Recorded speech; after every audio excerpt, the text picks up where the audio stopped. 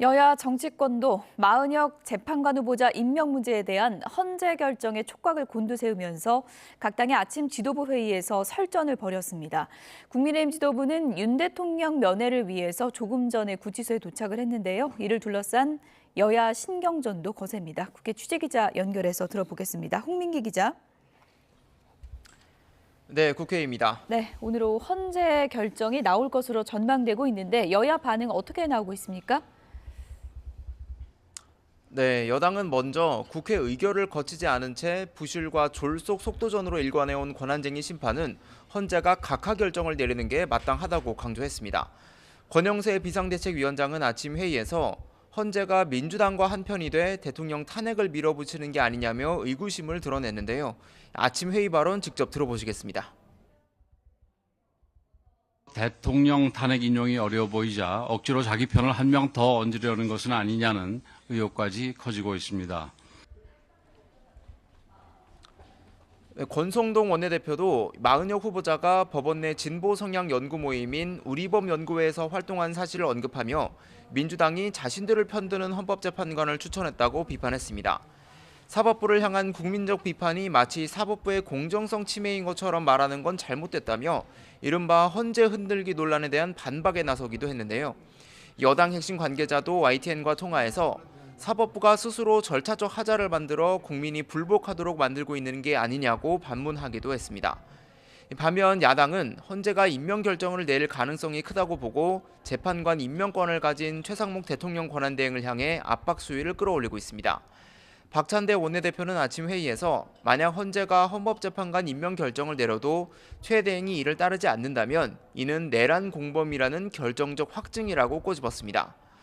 최 대행이 과거 박근혜 전 대통령 국정농단 사건에서 불기소되고 경제부총리까지 오른 이력을 언급하면서 윤 대통령과 오랜 유착관계라는 증거라고 주장하기도 했습니다. 그러면서 헌재 결정마저 따르지 않는다면 최 대행에 대해 내란죄 고발 등 필요한 조치를 하겠다고 강조했는데요. 직접 들어보시겠습니다. 이번에도 책임을 다하지 않는다면 민주당은 비상한 결단을 택할 수밖에 없다는 점을 분명히 해둡니다. 원내 핵심 관계자도 YTN과 통화해서 헌재 결정을 거부하는 건 차원이 다른 게임이 되는 거라고 말했는데 사실상 탄핵을 시사하는 걸로도 읽힙니다. 오늘 여당 지도부는 구치소에서 윤석열 대통령을 면회하죠.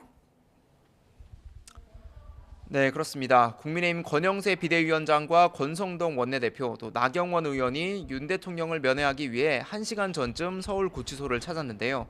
이 당 차원의 방문이 아니라 개인적, 인간적 차원이라고 밝힌 만큼 각자 개인 차량으로 따로따로 방문했고 취재진도 만나지 않았습니다.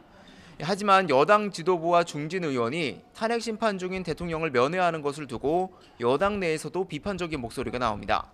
당내 소장파인 김재섭 의원은 기자들과 만나 이 혁신 경쟁에 뛰어드는 비대위가 되어야 하는데 대통령을 만나러 가는 모습은 과거에 매몰되는 느낌이 든다고 비판했습니다. 비윤계 한 의원도 YTN과 통화해서 강성 지지층만 바라보고 가면 국민이 어떻게 생각하겠느냐며 그런 것들을 염두에 둬야 한다고 지적했습니다. 야당은 비판 수위를 더욱 끌어올리고 있습니다. 민주당은 국민의힘이 내란 정당으로서 공식화하는 것 같다. 또 국정 혼란을 더 부추기는 행보라고 지적했는데요. 박지원 의원은 SNS에 두 대표는 대선을 위해, 윤 대통령은 탄핵 기각을 위해 이해관계가 맞아떨어진 거라며 말 한마디에 척하면 삼천리로 점검과 지침이 오갈 거라고 꼬집었습니다. 당 법률위원장인 이용우 의원도 KBS 라디오 인터뷰에서 여당 지도부가 자중해도 시원치 않을 판에 구치소까지 찾아가는 건 국민을 선동하겠다는 목적이 분명한 거라고 비판했습니다. 오늘 오후엔 2월 임시국회 개회식도 예정돼 있는데 헌법재판관 임명과 윤 대통령 관련 문제로 추경 등 여야의 민생 논의도 순탄치 않을 것으로 예상됩니다. 지금까지 국회에서 YTN 홍민기입니다.